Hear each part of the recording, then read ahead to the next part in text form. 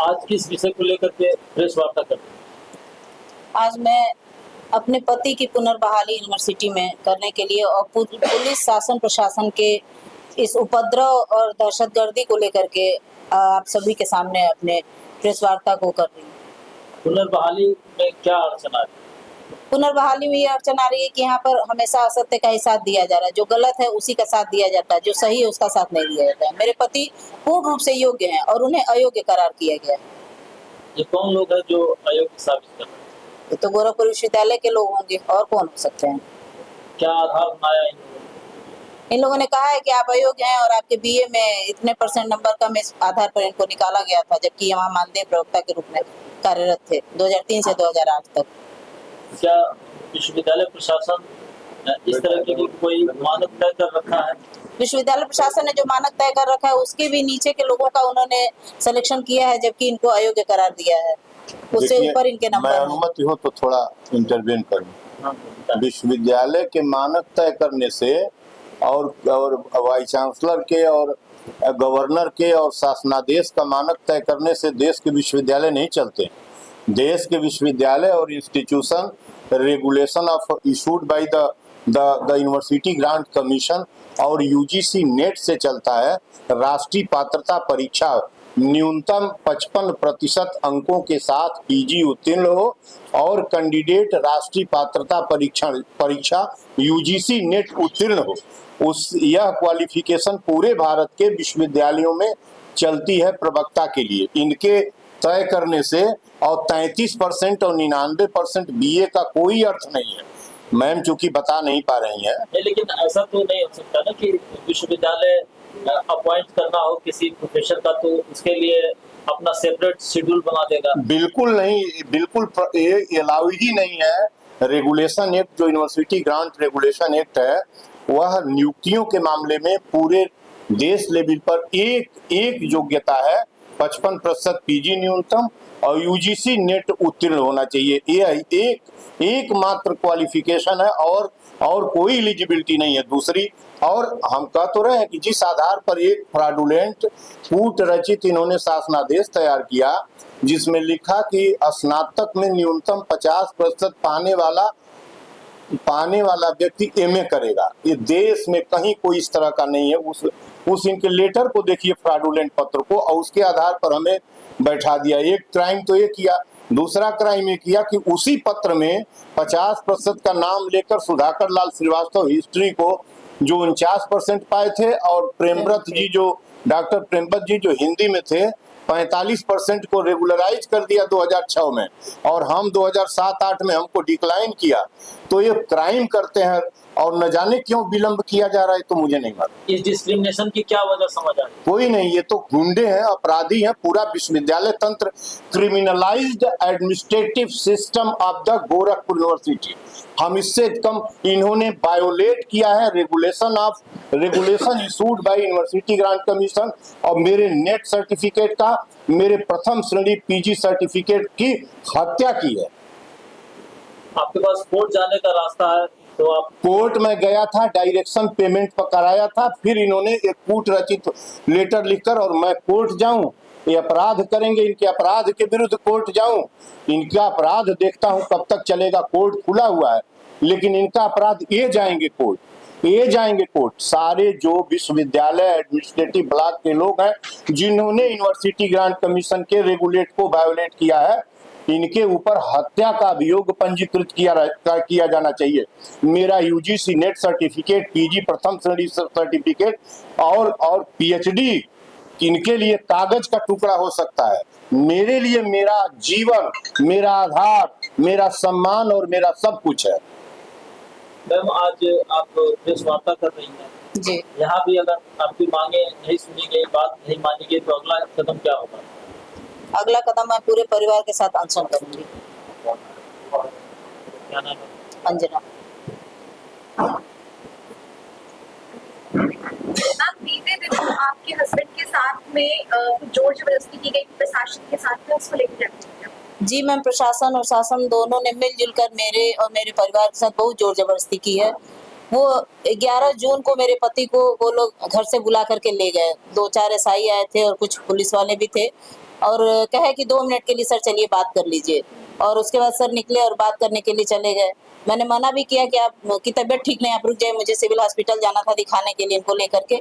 और ये बोले 2 मिनट की बात है, मैं मिल के आता हूँ। और धोखे से ये लोग लेकर के गए और वहाँ पूरा दिन रखे रहे। फिर वहाँ से पता चला बाद में डॉक्टर मल का ही फोन आया मेरे पास कि मुझे मेडिकल कराने के लिए ले जाया जा रहा है।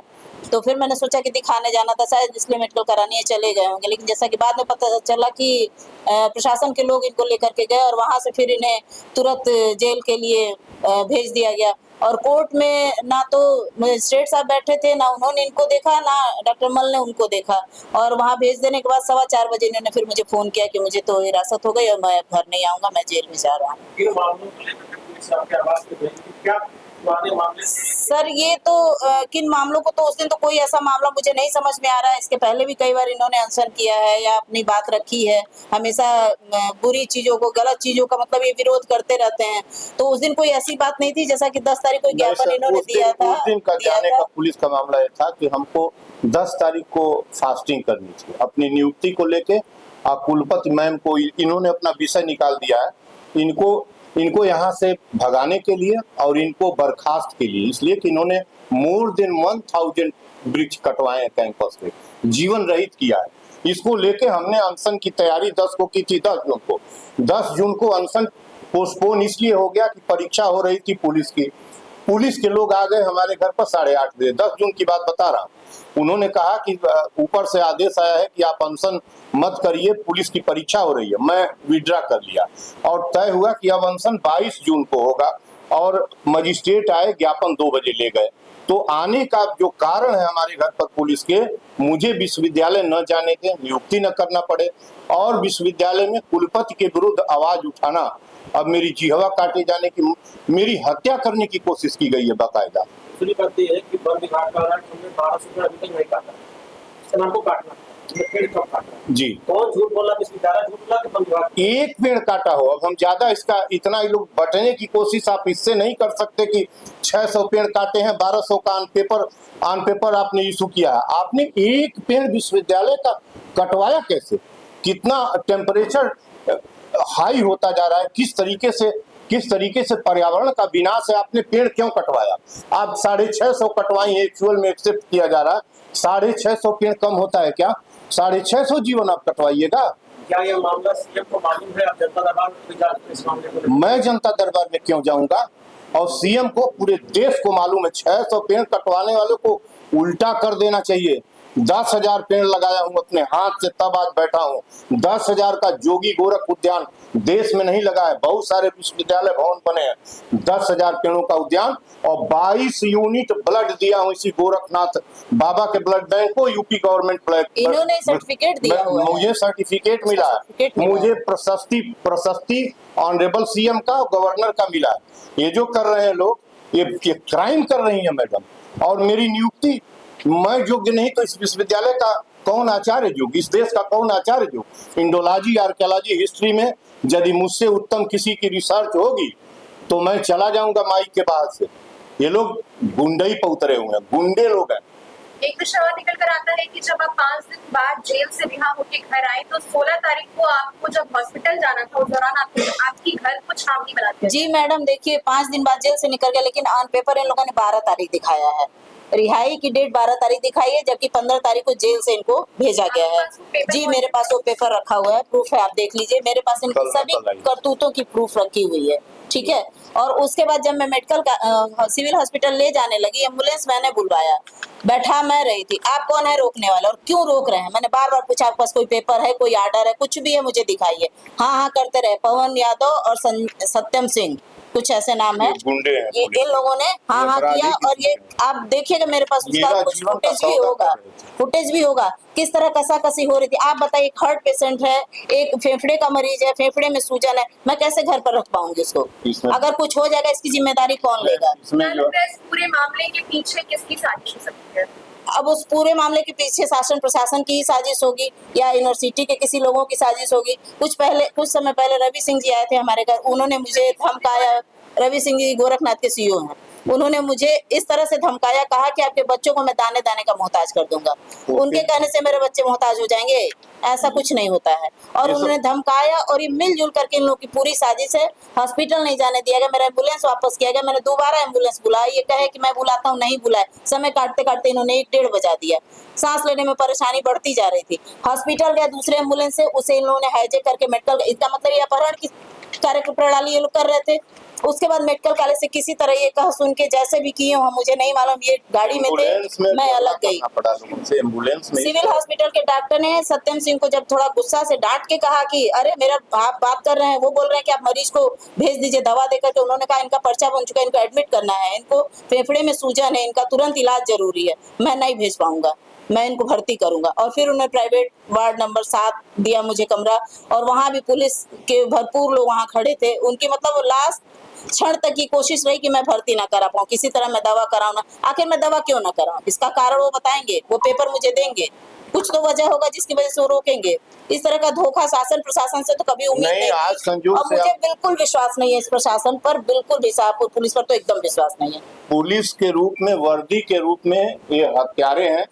और आप मीडिया पूछ रही हैं, मीडिया कर्मी, एडिटर महोदय, कि आपको एक मीडिया कर्मी एसआई बोल रहा था, आपने पूछा कि आप यहाँ, तो बोला कि मैं नहीं बता सकता। बोला ना, वो कैमरे में कैद है। इस तरह के गुंडे हैं वर्दी में ये गोरखपुर की पुलिस। ये गोरखपुर की पुलिस है, ये पुलिस है। इंसानियत को, प्राण को छीना। जीवन मेरा, मुझे हॉस्पिटल जाना है और खींच रहे हैं, कहे कि ये बात कर रहे हैं, ये मीडिया को बोल रहे हैं, चल रहे हैं, ये कहाँ बीमार है? वो तो ये कह रहा है। गाड़ी लेकर के मेडिकल कॉलेज चले गए, मैं जाकर के सिविल हॉस्पिटल इंतजार कर रही हूँ, मेरा मरीज कहाँ है। आप क्या कर सकते हैं, मुझे कौन सा भरोसा है? मैंने मुझे वहां से बिल्कुल कई भरोसा मीडिया नहीं को है फोन उनके किया, गाड़ी में से एक आपको भी मैंने फोन किया कि गाड़ी मेरी यहाँ ले जाई जा रही है। फिर मैंने एसएसपी को फोन किया, तो निमिष पाटिल ने फोन उठाया और कहा कि क्या होगा। हमने कहा कि हमको जबरदस्ती यहाँ लाया गया। तब उन्होंने जो बोला होगा, मेडिकल कॉलेज में ये लोग जाके मेरा पर्चा जबरदस्ती बनवा दिए। हम क्या दिखाएगा कौन?